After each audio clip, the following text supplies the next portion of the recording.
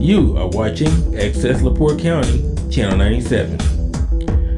Coming up next is the September 24th, 2024 meeting of the LaPorte County Regional Sewer and Water District Board. You can find more information for this meeting by visiting www.accesslaportecounty.org.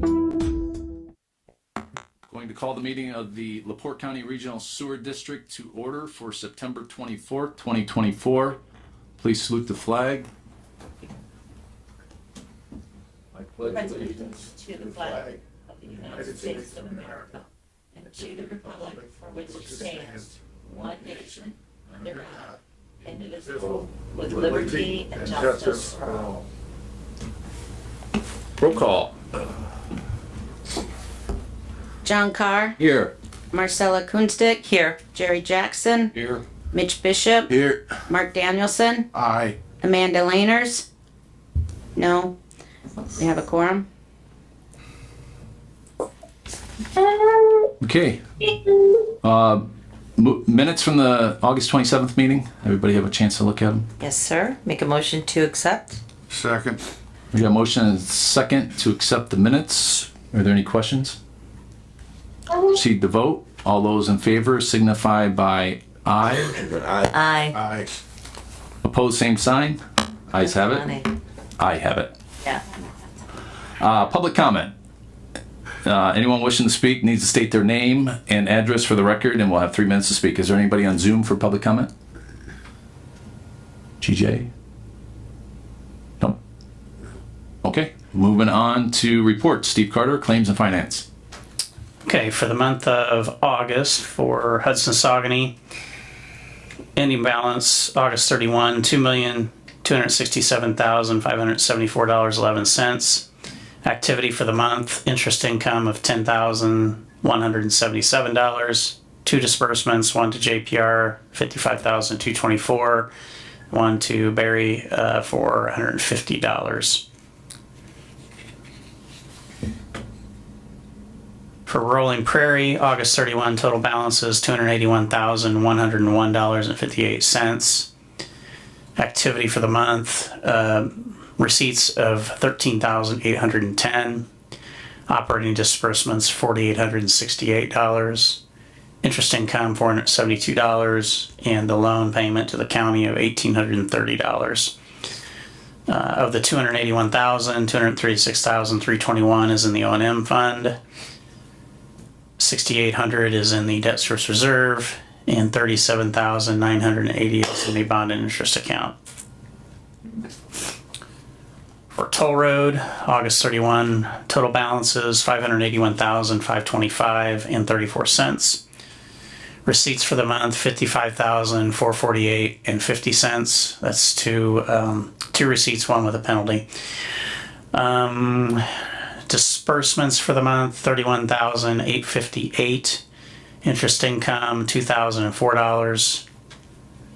Of the $581,222,709 is in the operation and maintenance fund, and the balance of $358,816 is in the improvement fund.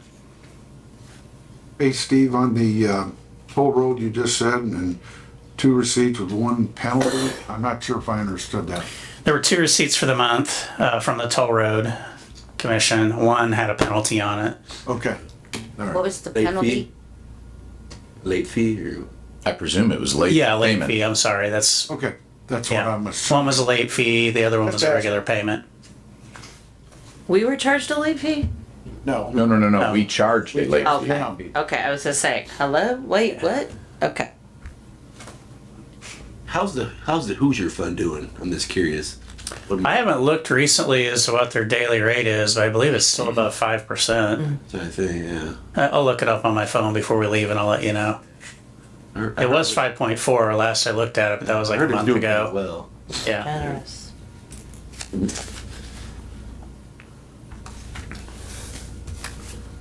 Okay. Is there motion to approve the claims? Claims I haven't gone through yet, but if you want to, I'll do that, and then you can approve them both, I guess. Total claims of $61,165. That includes some Hudson Saucony stuff of around 35,000. The rest are the usual suspects. Really nothing unusual. I mean, just some small additional stuff there for some cleanup out at the plant, brush removal, and some chemicals. Other than that, it's pretty much your normal monthly claims. Has anybody had a chance to look at the brush removal? Make sure it's good. I got. Is Chris on? Mm-hmm. Is Chris? Yeah, I looked at it and I think it does what it's supposed to do. Okay, so it should be good. Yes. That's good. That's what it's supposed to do. Right? Yeah, okay. All right, that's marginally acceptable, I guess. I really don't want to extend myself.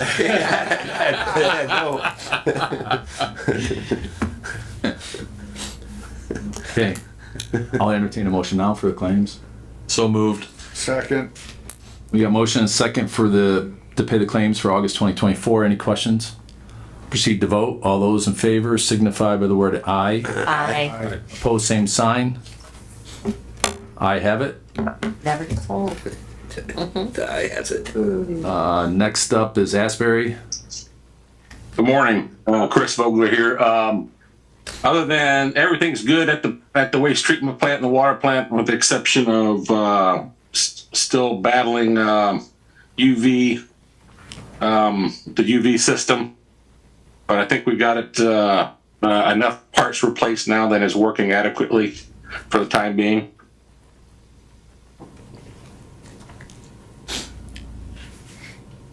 Okay. Any questions for Chris? I think one other note with the wastewater plant is we did have Gasvoda and Associates look at SCADA, and we did get alarms tied in for DO and for blower failure out there. Excellent. So that stuff is now integrated into SCADA. Excellent. Great. Excellent. Thank you.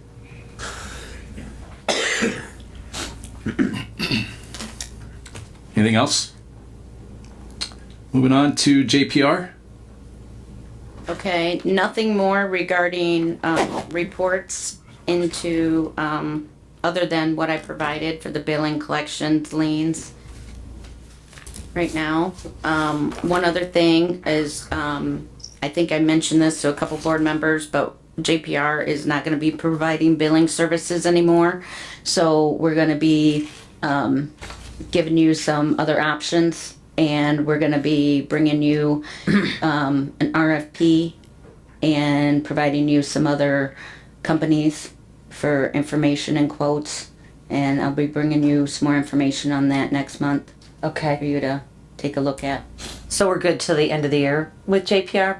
I believe that's what Okay. your And then we need to information make a and decision contract. before. Yeah. Okay. If not before then, yeah. Okay. Okay.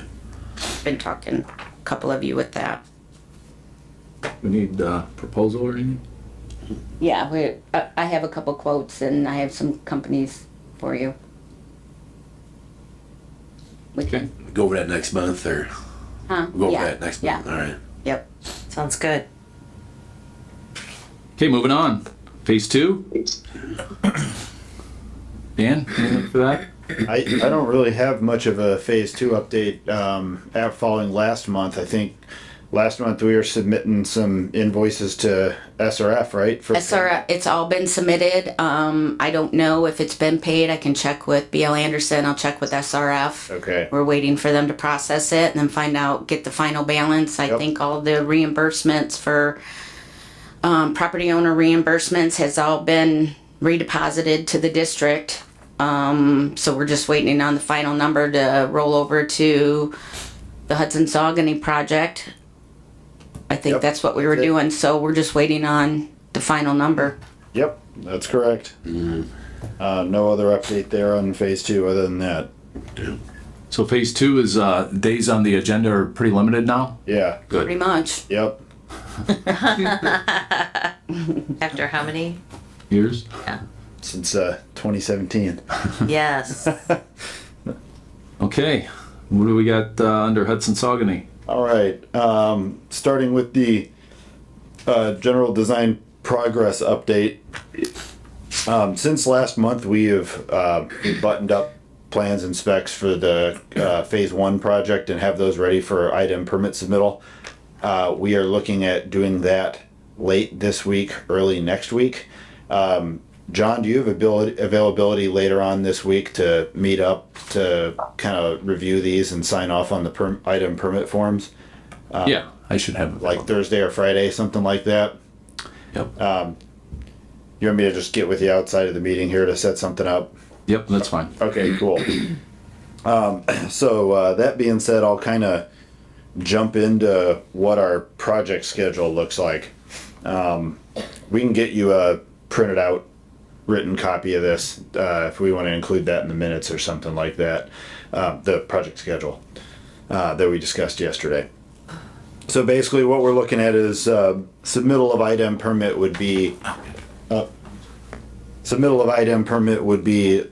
later this week or early next week. Within 10 days of the submittal of the item permit, that's when the notice of intent to serve would go out. And what would that permit cover? That's the Part of the construction. project. That's the construction permit for the phase one project. And what's phase one? It's Saugony Lake and the minor modifications to the wastewater plant. Yep. Then what we'd be looking at is, while it's in permitting, we'd be putting together final revisions, finalizing the plans for bidding. At the next regular board meeting on October 22nd is when we would request board authorization to bid.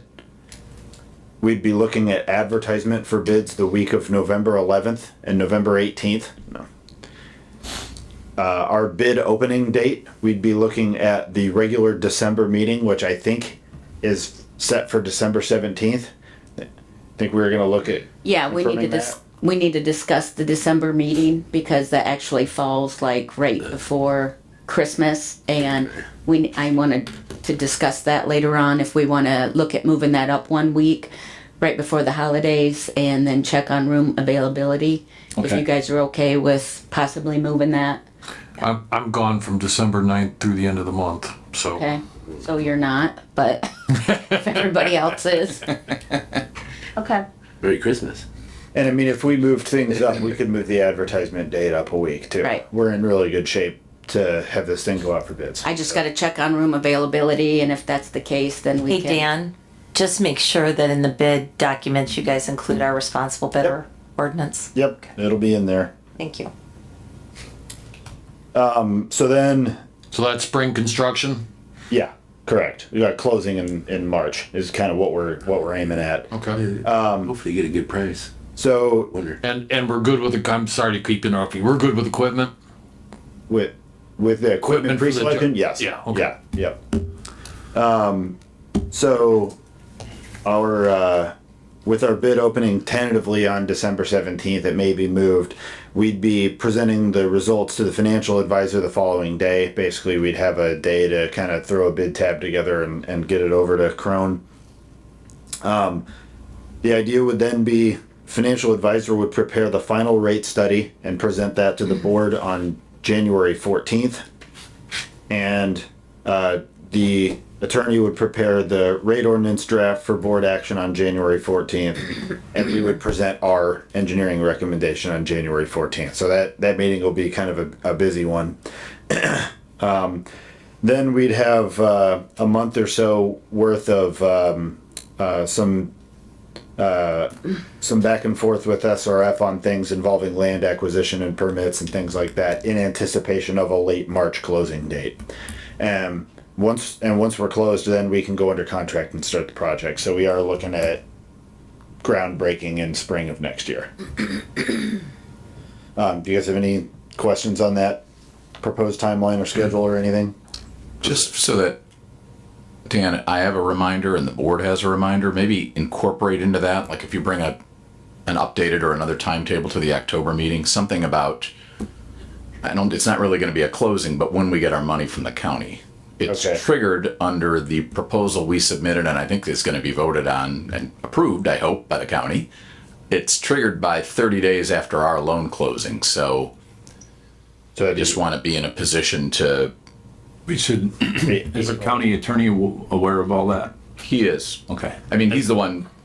I'm not sure what Guy is kind of switching roles. He was county council, and now I think he's going to be county commissioner. But I've asked that he kind of stay involved in it, and he's been involved every step of the way. So Currently, I think currently he runs both. really, okay. Yeah. Well, that's fine I think with us. till That's January. great. I mean, I just want to make sure once we've closed that we can, as quickly as possible, get our reimbursement. I think we've expended obviously more already on this project, I think, or close to it from the band money. So we would be able to probably be in a position to get all the money right away, I would think. So And the county's got a deadline, don't they, with that money? I think it's December 2025 is what he okay. indicated to me, and we I thought it was incorporated into the agreement. Yeah. It has to be obligated this year, which is why. Then December 2026. Which obligated means under contract, right? Yeah. Which if we just, later we're this discussing signed, this, right, our interlocal agreement. Theoretically, our board can approve it today. It's then before the county. I mean, I know we're jumping ahead, but that's okay. It's set for the September 30th agenda, so next week for the county council, and I think Ken is planning to attend either in person or via Zoom, and hopefully at that point the county council approves the interlocal agreement. They've already approved the money. Yeah. So, I mean, there's a question of have they already appropriated the money? I don't know. That's a different discussion, but I think we're going to be fine with timing. If it gets approved by the end of September, we meet the deadline that they had in their approval, and I think we're then good. I think at this point it's just paperwork. Let's hope. Yeah. Okay. Yeah, we don't want to lose it. Right. We want it. Okay. All right. Back to the general design update. The only other update I've got is the table on land acquisition in your boardable stuff. Basically, we have 111 easements in hand that we need. There are 148 remaining. Or 151 remaining, rather. So you're roughly 42%. Yep. And those easements all have to be in hand 3 weeks prior to closing. So basically by late February. So we still got some time to wrangle these things up. But Is that something you work on, or is that another? the easements themselves, we've got we have a land acquisition team heading that up, and we've got Jenny Fogelsong going out and making site visits with the property owners out there. Yeah, we have a staff Yeah. that work on phone Okay. calls and mailings and questions and emails and, yeah. It's a lot of work. Yeah. It is a lot It of is. work, but they're good at it. Two and little they're projects and it's driving me nuts. Yeah, Jerry they're knows. good at it. They know what they're doing. They have a full spreadsheet they update and keep sending emails and, I'm doing one with 10 property owners, and Yeah. yeah. okay, so that's moving. They're good at it. Yep. All right. Moving on. Executive committee. Is that where we're at? Well, did we have, I guess Ken jumped on. Ken, did you want to talk about the possibility of looking at multi-tiered rates and things like that for this project? I think you're muted.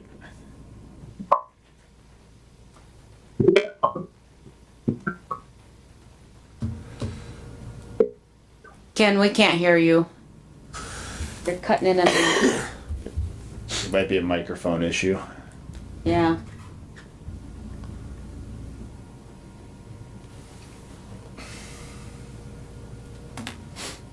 Nope.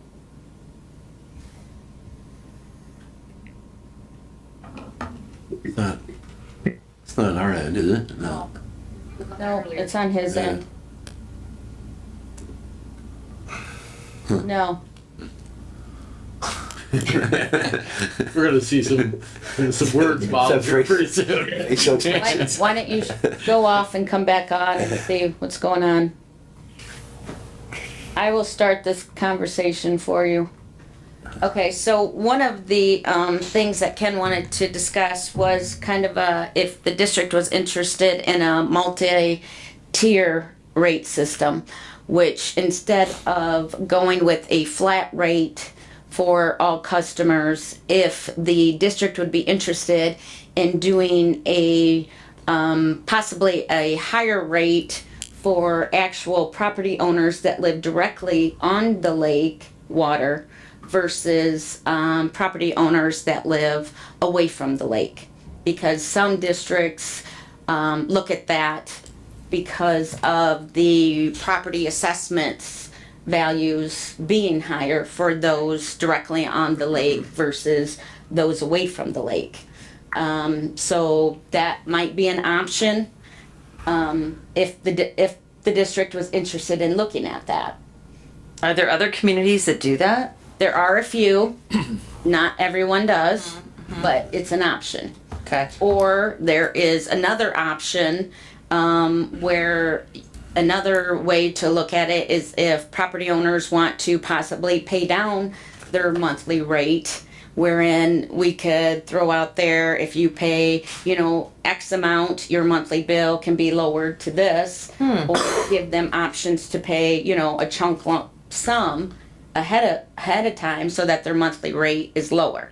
Interesting. Those are options if the district wants to throw out there to give, property owners a way to lower their monthly rate. But how about now? Can you hear me better? Now we can hear you, yes. I think I was signed in on both somehow. So yeah, Jennifer explained pretty well as to what I had talked to her about. So so one of the things that I'm not sure if you saw correspondence that we were sharing back and forth with the State Revolving Loan Fund, but we had tried to explain to them that we believe a significant disparity between the income demographic that shows up for the census tract as opposed to what is actually happening within the community.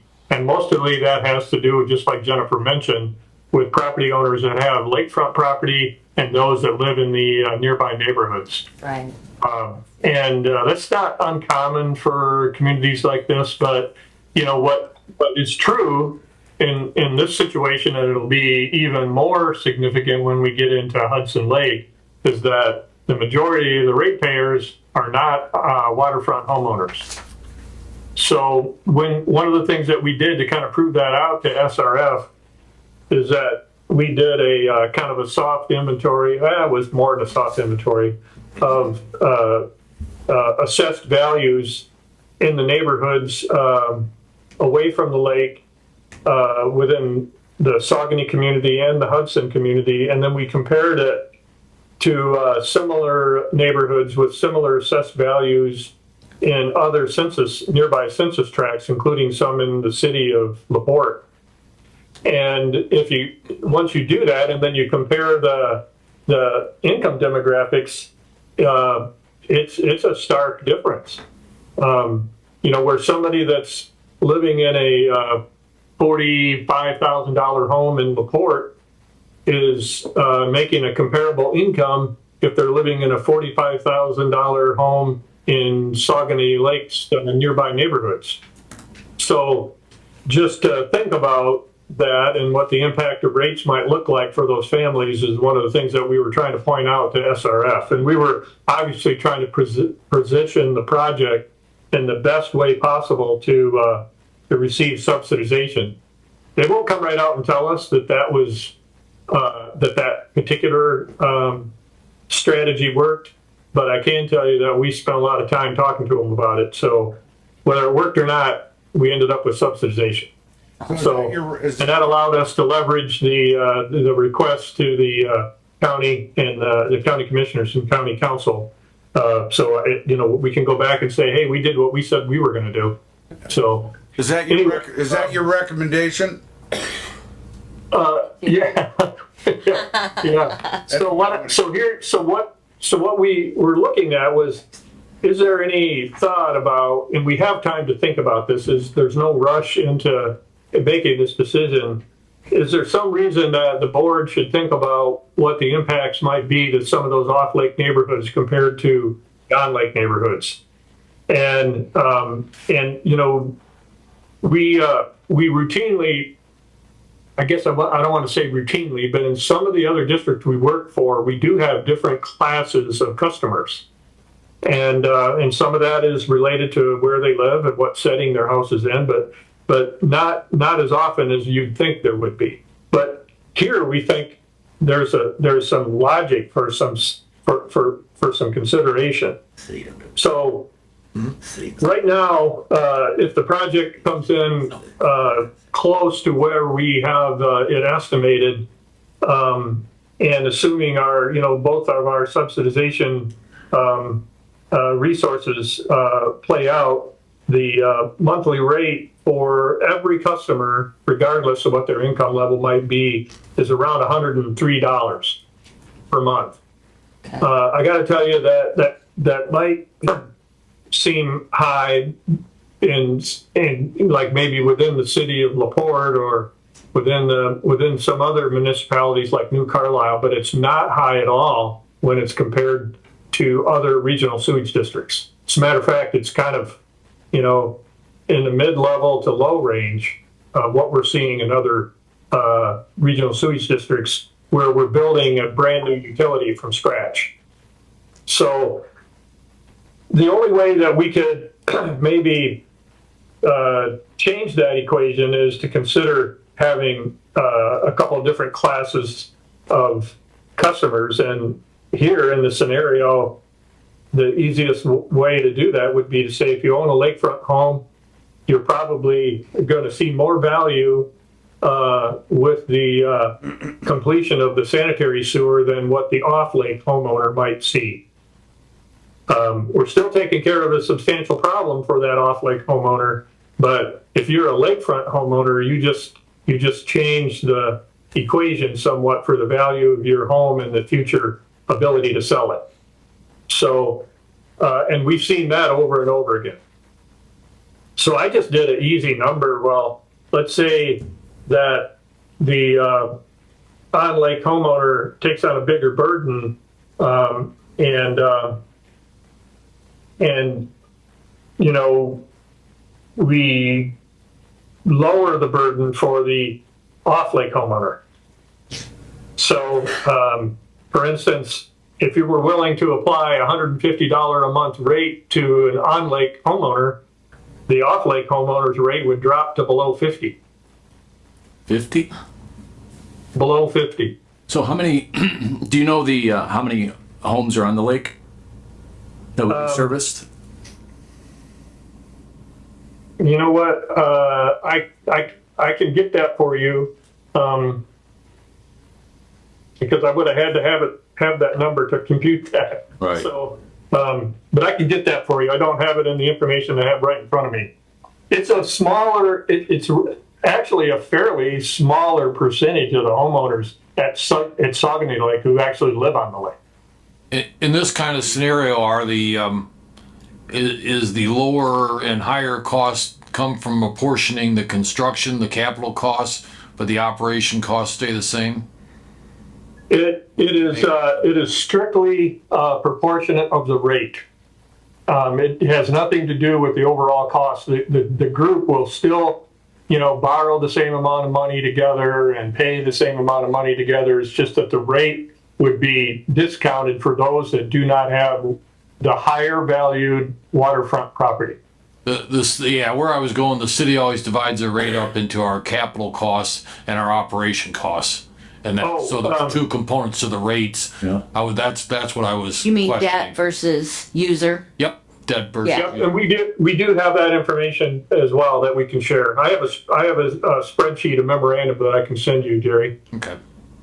Just curious because it seems like I can see, you know, discounting capital costs, but the rate's the rate kind of, you know, the day-to-day operation costs are the day-to-day operation costs. How many? I see exactly where you're going with that. I would say that's probably a good point. So how many like commercial hookups are there, or anything larger than a home? Without actually going back to the census, I would have to at Hudson Saugony Lake, I think it's really minor, like one or two. I think there's At Saugony Lake, probably one or two. There's a few more at Hudson. school, church. Yeah, in the case of Saugony Lake, I think it might be like the Conservation Club and nowhere. Is there still one bar? Yeah. Out middle of nowhere, right? Yeah.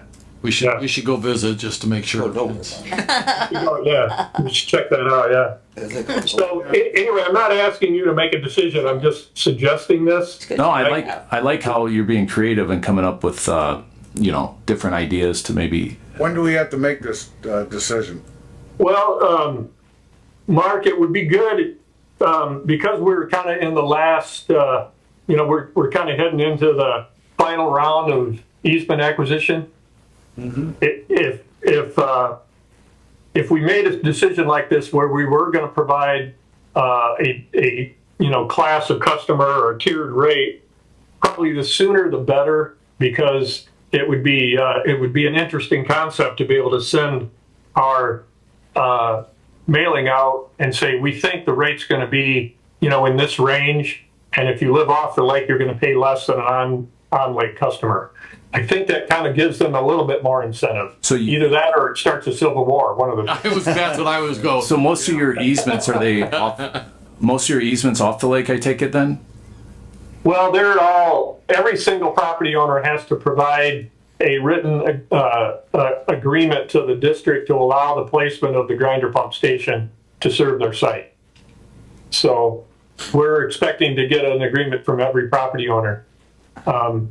The fact of the matter is, and you probably heard this before from us or otherwise, that every single property owner in the district is gonna, if they have a sewer available, is gonna have to connect at some point. The benefit of giving us the easement to them is it allows us to take care of the installation of the grinder pump and get it all up and running, and then leaving them with only one thing to do, and that's to connect to our grinder pump.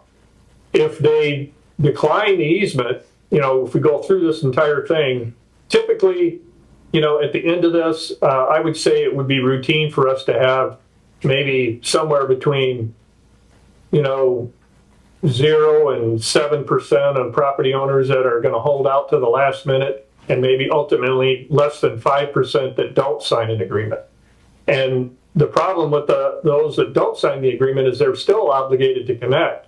And if they don't connect within the capital project, then they are going to be obligated at a later time to come to the district, buy the grinder pump unit from the district, and then either pay the district to install it or have their contractor install it according to the district standard and complete all that work on their own, which we haven't been hard-nosed with them and told them that yet, but we're about to. But the fact of the matter is that usually provides enough incentive for people to say, I guess I better sign this. And the fact of the matter is you do have the right to compel connection to every single home in the service area. And that's, and it's recommended that you do so. So, and don't back up from it. Right. We only have one district that ever decided to do it as a voluntary connection. And not a good idea. And it took years for that district to get on its feet because of that problem. Mm-hmm. And what about all the vacant lots around Hudson and Saugony?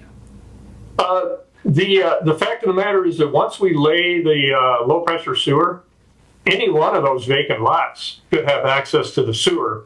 If they ask for a service lead during the project, we're probably going to recommend that there be accommodation for that, but that property owner, because there's no home there and won't immediately become a customer, we would typically want them to pay the cost of that service lead. And John, all that is a tap to the main and a service lead run to the property and a curb stop set for them to connect to in the future.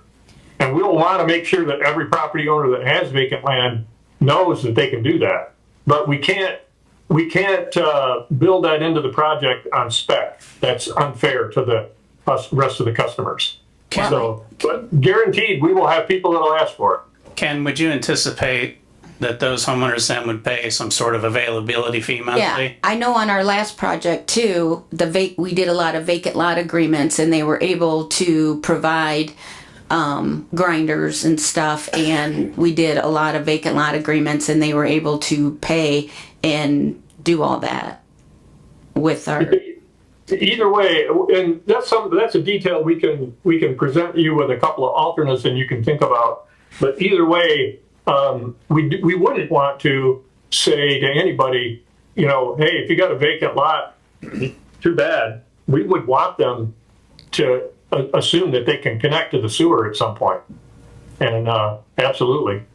So, do we know? Anyway, if you're interested in this concept, we can flesh this out a little bit more and share it with you.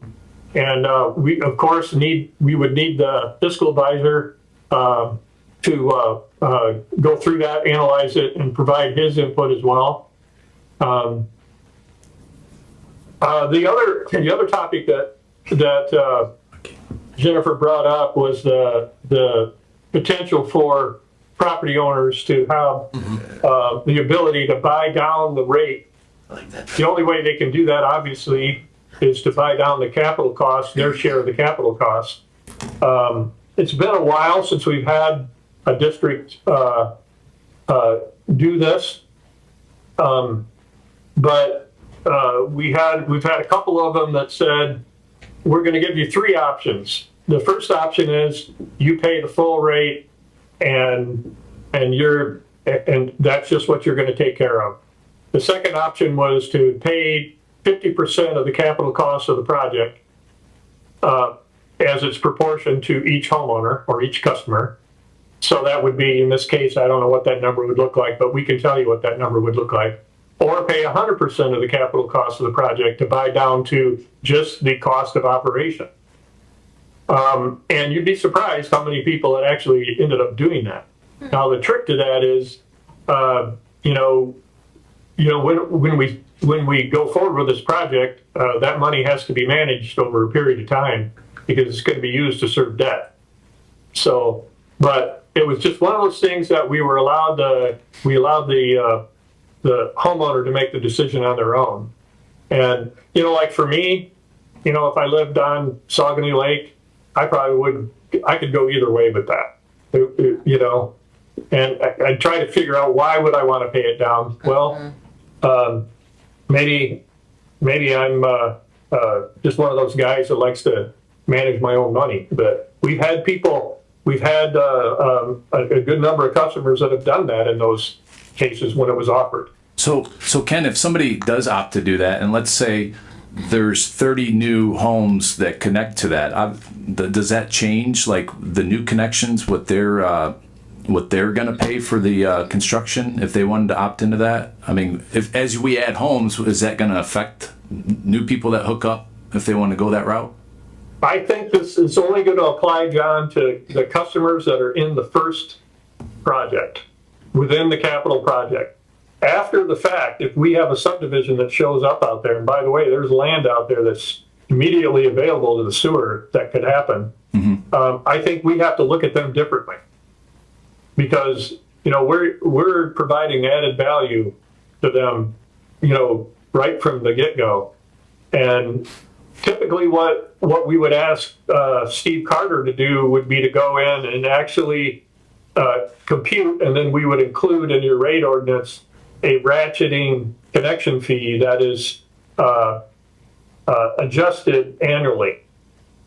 Or maybe even biannually or every 3 years or whatever.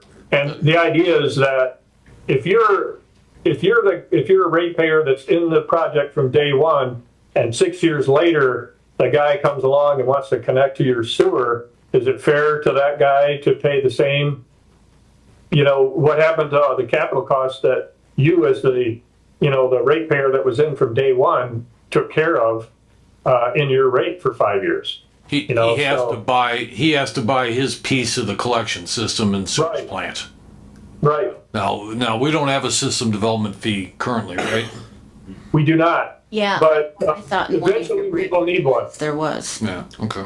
I think what Ken is referring to is different than a system development charge, though. What he's referring to is capturing the debt service portion as it increases over time. So that number will continue to grow. So let's say the debt service portion is $50 a month.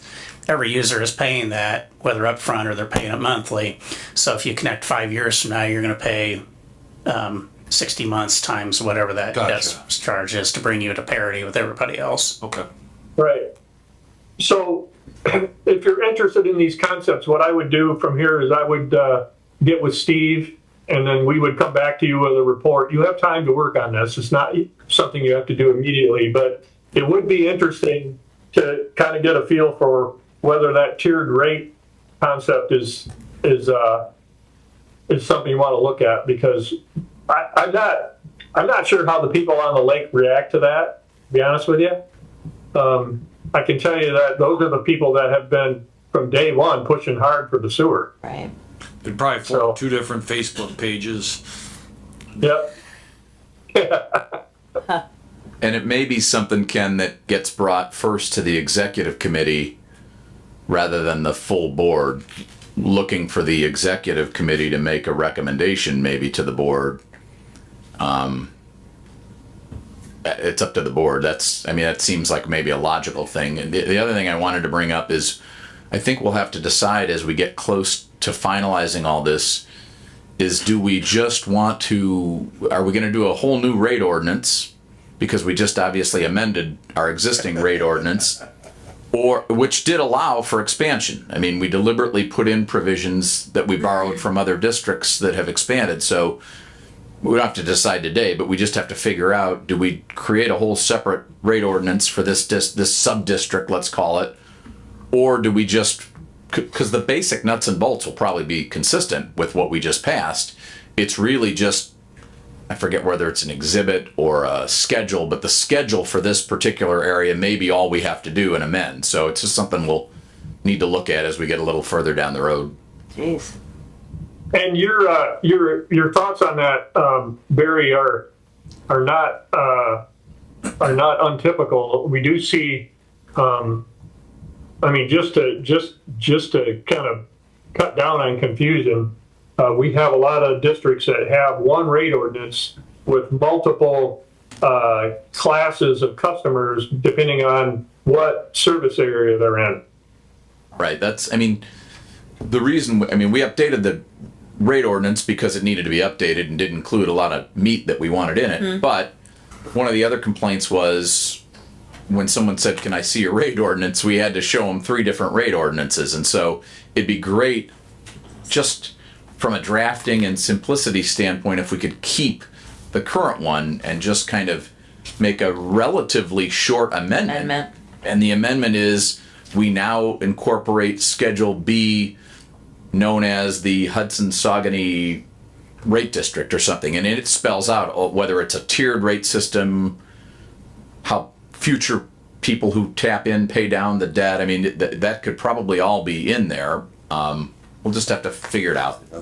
That's a perfectly logical approach. There's a lot of districts that do it exactly that way, Barry. Okay. Yeah. We did. Okay. Thanks, Ken. So that's all I had, and if it's okay with you, I'll convene with Steve, and we'll maybe bring you a little bit more information at your next meeting. Yeah, that'd be great. That'd be great. Okay. Thank you. Okay with that? Yeah. Okay. You ready to move on, or? And I appreciate that Jennifer said thank you. She doesn't give me a lot of thank yous. Just be glad I didn't mute you. She has that power. Yes. Okay, executive committee. Is that where we're at? I think so. Or you got something else? No, I was just going to bring up the letter we need to review and approve. So after Dan files for the IDEM permit, we need to review or mail out this letter to all the property owners that Barry had already reviewed a year ago, and then gave his okay with some changes and edits. And then I've reviewed with Amanda and she approved, even though she's not here. I did email with her Good. with the verbiage in the health department designee with the information and the certification information. So I just need a motion for, So, yeah, I reviewed this. Jennifer had me look at it. It's fine the way it's written. I think it has all the information. We were concerned about the fact that our health department doesn't have on-staff people who can go out and do inspections, but I think the ordinance already anticipates that and actually has a definition section for qualified inspectors. So they or the property owner are given guidance about who could possibly go out and do that type of inspection if they want to try and get an exemption from tapping in. So I think it's ready to go, and this is the one that I think Ken alluded to gets a little more strong about what the ramifications of not granting the easement are in terms of you still have a continuing obligation to have that grinder pump. The difference is our cost versus your cost. So I think this is the first letter that really starts to ram home the point that granting an easement for the grinder pump is a good idea. and this is their, if they're gonna file for an exemption from the project, this is their start of their 60 days notice that they have during the 60-day period, their exemption time to go get their information, they have to give us that written notice. Only thing in here that Barry and I discussed that we will finalize is it says notifying the district. And like we said, I said, we need to determine the district. Like, I'm assuming it's going to come to me as your district administrator, and to save phone calls and who is the district, where is it going, I'm going to suggest we put district administrator, Jennifer, put the address, the details of where this is coming, because otherwise it's going to be a bunch of phone calls and Nobody. they're going to say, who is the district, where is it going? And we need to outline exactly who and where it should go. Yeah. Otherwise, the health department, Amanda, everybody's going to be getting phone calls asking those questions. Yeah, we used to run into that before kind of JPR functioned as our administrator is. Who do you call? Yeah, who do you call? And unfortunately, the health department would basically, or Mitch, I suspect, used to get being in the building, Yeah. got the short end of the stick. So I Trying think to be proactive, I think we need to outline exactly. I think JPR is the appropriate. Definitely. I mean, they're the ones who are kind of administering the program. Essentially, they're the ones who are collecting and getting the easements. It just makes sense for them to be the point of contact, in my opinion. Sure. I mean, Amanda's still gonna be working on her end of it, they have to look and see if they have the records and all that information, and her and I will be working together to say yay or nay, if it's even gonna. So you need a motion? All five. Yep. Need a I motion. make a motion, so move. Got it. Second. Motion for what? I think it's a motion to approve JPR to send out the letter. Yes. Motion, yes. We got a motion and a second to approve JPR's letter to send out to the residents. Yeah. Any questions on the good. motion? Okay, all in favor signify by the word aye. Aye. Opposed, same sign. I have it. You're so bad, Mark. Okay, just a quick question is, so right now, currently, we're looking at around $103 for a rate. Is that been kind of, do the residents know that out there? Not yet. I don't think, Has there been I any- think that's what has just come about with finding out that and confirming our $5 million that we have officially been told, and with our 1.5 confirmation we're trying to firm up with our interlocal agreement. Right. I mean, that's all kind of just been confirmed within the last 30 to 60 days. Okay. So But I I think, do- all the funding is just kind of finally being confirmed, right? I mean, I have to go back and look, but I want to say, I know we've discussed this in public Yeah. meetings before. Yeah. The accounting report that Crown prepared originally submitted, I think in September of 23, had the 103 in it. And then I think we modified it in the spring before the amended PR was submitted, and it also had the 103 in it. Yeah, So it seems like that how number- much yeah. that was Yeah, everybody's saying communicated 100, directly, I don't but the know, but public- I know it's been discussed. I want to say it's been fairly consistent because it was, again, it depends on how much the public is involved in watching our meetings, and whether this was presented at the actual public meeting out there, I do not know, or the informational sessions, but I will say it's always been that $100 range, because very early on we knew we were not going to be able to get to the number that we got for Rolling Prairie. I mean, that was 2 years ago we knew 78? Was that 78 is that rate. 78, 60 or something a month, I think, is currently. Has there been many new connections on that? Do we know? I don't think there's been No. any right now. I was just They're paying, but yeah, I know we've talked 90 to 100, but I was just curious if we've heard from residents like it's too much. It's been. I think it's been pretty consistent at that number. And certainly we've talked about it. I gotta believe that number was floating around when we actually had the mandatory public meeting out at Hudson Saugony last summer. And certainly that number would have been thrown about for we did informational sessions, I think, that Jennifer and other people had on weekends, if I'm not mistaken. So it's okay. I was just, which is not to say, John, that there might not be some heartburn when it becomes more apparent. Right. Yeah. You're right. well, I haven't heard any yet, so that's why I'm wondering. It's kind of been out there, so if we haven't really heard much, that's good. Yeah. To the residents. But since you brought it up, Yeah, since I brought it up, it looking at 103 a month. So, all right, moving on to new business. We have next meeting October 22nd. Jennifer, did you want to talk about December while we're talking about the next meeting? yeah. Well, we wanted to discuss the December meeting, changing that date if you guys were all approved with that, moving that up possibly the week before. I need to message for the board for the room. So currently it's scheduled for December 24th. Yes. And you're talking about moving it to December 17th. Yes, if the room's available. If you guys are all okay with that. Obviously Jerry is not. He's slacking, but we will work around that. Supposed to have a meeting that day. It's not gonna do Zealy. Seem to probably be here, plus it's gonna be bids presented. yeah, as of right now, I'm available. I'm supposed to be in Greenwood that day. You sent somebody else.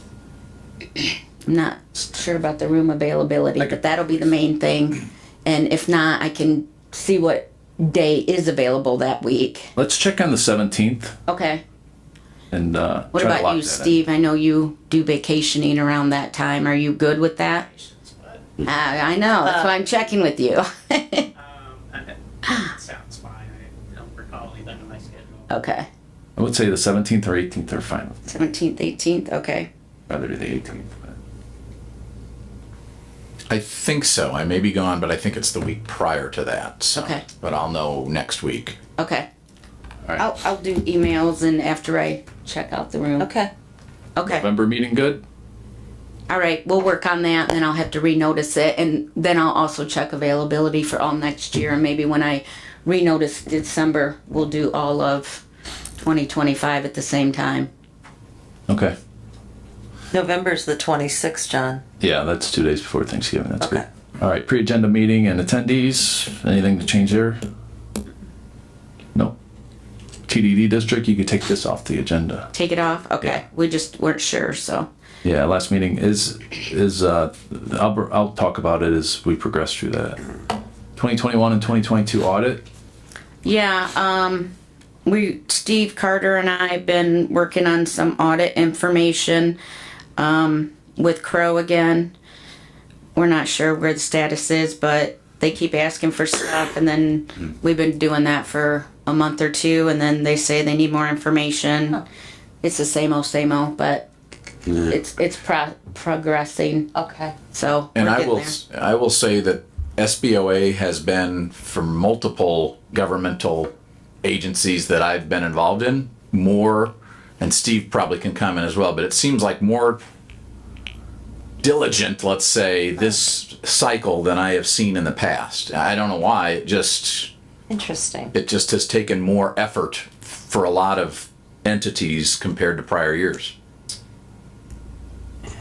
I think when they add the for special districts, they farmed almost all of them out to Crow, and that just adds another layer of stuff, right? I mean, we've got the gateway portal, which gets documents uploaded every month Underneath. and then Crow has their own portal that they want stuff uploaded into, and yeah, it's just tedious. I mean, every audit, it seems like, is a new crew, and yeah, you just have to re-educate them. I mean, these young auditors, and I can appreciate it, I was there once, they just don't know what they don't know, so they ask a lot of questions, and you have to explain and explain and explain, and then a new crew comes in, and you have to do it all over again. So, it's not super efficient. I'll just say that. It seems like a Cheat sheet for all the same questions, you just hear. Yeah, they do. They have cheat sheets. The problem is that their cheat sheets are all related to corporate entities and not governmental entities, so they're used to auditing businesses and corporations, so. And you send them the same documents that you sent them. Yeah, you try to explain to them over and over and over again that there's not an employee handbook because we've already told you there are no employees, you know, just stuff like that. And you told it to the same 4 people on the same audit. And you're correct by that. Every year it's kind of different.